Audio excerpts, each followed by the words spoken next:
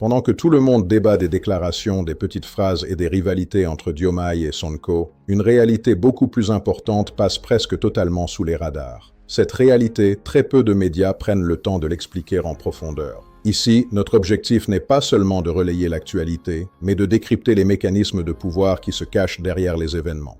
Si vous aimez ce type d'analyse documentée, fondée sur les institutions et les rapports de force plutôt que sur les rumeurs, pensez à vous abonner dès maintenant. Chaque semaine, nous explorons des aspects de la politique que l'on retrouve rarement expliqués de cette manière dans les médias généralistes. Donc, merci de vous abonner et on continue. Pendant que l'attention se concentrait sur les petites phrases et les rivalités personnelles, un chiffre est resté presque invisible dans le débat public. Un chiffre qui pourtant explique bien plus que n'importe quelle déclaration. Le PASTEF détient une majorité très confortable à l'Assemblée nationale. Une situation qui donne à son camp une influence déterminante sur l'équilibre institutionnel et sur la capacité du gouvernement à faire adopter ou à défendre ses choix. Et c'est précisément là que la situation devient complexe. Parce que Bassirou Diomaye Faye, président de la République, ne dispose pas des mêmes leviers institutionnels que son camp parlementaire. La Constitution encadre notamment les conditions dans lesquelles une dissolution de l'Assemblée nationale peut intervenir, ce qui limite les marges de manœuvre du chef de l'État pendant une période déterminée après les élections législatives. Résultat, pendant plusieurs mois encore, l'équilibre des institutions reste particulièrement sensible. Ce déséquilibre n'est pas un simple détail juridique. C'est peut-être l'une des clés permettant de comprendre les tensions actuelles. Parce qu'en politique, le pouvoir ne se mesure pas uniquement au titre que l'on porte. Il se mesure aussi aux instruments institutionnels dont on dispose réellement. Alors une question se pose. Cette asymétrie institutionnelle explique-t-elle, au moins en partie, la tension grandissante entre les deux hommes? Le lancement de Kiiraï peut-il être interprété comme la volonté de Bassirou Diomaye Faye de construire progressivement une base politique plus autonome? Ou assistons-nous simplement à une évolution normale des rapports entre un président de la République et le leader historique du mouvement qui l'a porté au pouvoir? Dans ce contexte, la déclaration d'Ousmane Sonko, lors de sa réélection à la tête du PASTEF, a suscité de nombreux commentaires. Sans citer de nom, il a évoqué des responsables qui prendraient de leur distance avec la dynamique populaire ayant conduit à l'alternance. Plusieurs observateurs y ont vu une allusion au président Bassirou Diomaye Faye, même si cette interprétation n'a pas été confirmée publiquement. La bataille ne se limite donc plus au discours. Elle se joue aussi sur le terrain des institutions, du calendrier. Pour comprendre l'ampleur de ce déséquilibre, il faut regarder ce que chacun peut réellement faire, dans l'immédiat, avec les outils dont il dispose. Et la différence est frappante.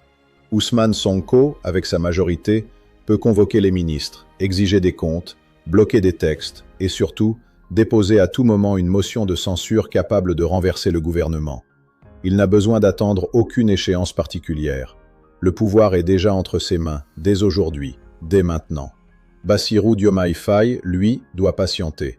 Jusqu'en novembre 2026, il ne peut pas dissoudre l'Assemblée pour tenter de renverser ce rapport de force par de nouvelles élections. Il doit donc gouverner avec un Parlement hostile, sans possibilité de reprendre la main institutionnellement, pendant que son influence politique, elle, continue de se construire ailleurs, à travers Kiiraï. Cette situation crée une dynamique particulièrement tendue, presque une course contre la montre. Parce que plus la date de novembre approche, plus la question devient centrale. Est-ce que Diomaye va effectivement dissoudre l'Assemblée dès que la Constitution le lui permettra? Et si c'est le cas, quel effet cela aurait-il sur un Parlement où le PASTEF reste, pour l'instant, largement dominant? Une dissolution ne garantit rien. Elle pourrait renforcer Sonko si sa popularité reste intacte. Mais elle pourrait aussi permettre à Diomaye, à travers son nouveau parti, de récupérer une partie des élus, des maires, des cadres locaux qui hésitent encore entre les deux camps. C'est exactement pour cette raison que la bataille actuelle ne se joue pas seulement dans les discours, elle se joue sur le terrain, ville par ville, mairie par mairie, en vue des prochaines échéances. Et il y a un autre élément à surveiller de très près, la dette du Sénégal, qui représente aujourd'hui 132% du produit intérieur brut. Un fardeau économique majeur qui pèse sur chaque décision gouvernementale et qui offre à Sonko un angle d'attaque particulièrement efficace. Parce que s'il choisit de bloquer une réforme économique ou de censurer un gouvernement en pleine crise de la dette, ce ne sera plus perçu comme un simple coup politique. Ce sera présenté comme un acte de responsabilité face à une gestion jugée défaillante. Diomaye se retrouve donc pris en étau, entre un Parlement qu'il ne contrôle pas, une dette qu'il doit gérer sans majorité solide, et un ancien allié qui possède, pour l'instant, tous les leviers institutionnels les plus puissants. La question n'est plus seulement de savoir qui a raison dans ce conflit. La question est de savoir qui peut réellement agir, et qui doit, pour l'instant, se contenter d'attendre. Alors que se passera-t-il quand cette date arrivera enfin? Novembre 2026 pourrait devenir l'un des tournants les plus importants de cette rivalité, le moment où Bassirou Diomaye Faye retrouve enfin un outil constitutionnel capable de rééquilibrer le rapport de force. Mais dissoudre l'Assemblée nationale n'est jamais une décision anodine. C'est un pari risqué, presque un tout ou rien. Si Diomaye dissout et que le PASTEF conserve sa majorité, voire la renforce, la position du président deviendrait alors beaucoup plus fragile, presque prisonnière d'un Parlement encore plus hostile. Mais si Kiraï parvient d'ici là à convaincre suffisamment d'élus, de maires, de cadres locaux de le rejoindre, une dissolution pourrait au contraire offrir à Diomaye l'occasion de reconstruire une majorité à son image. Tout se joue donc, dès maintenant, dans les mois qui précèdent cette échéance. Chaque ralliement à Kiraï, chaque défection au sein du PASTEF, chaque déclaration publique des deux camps prend une importance stratégique.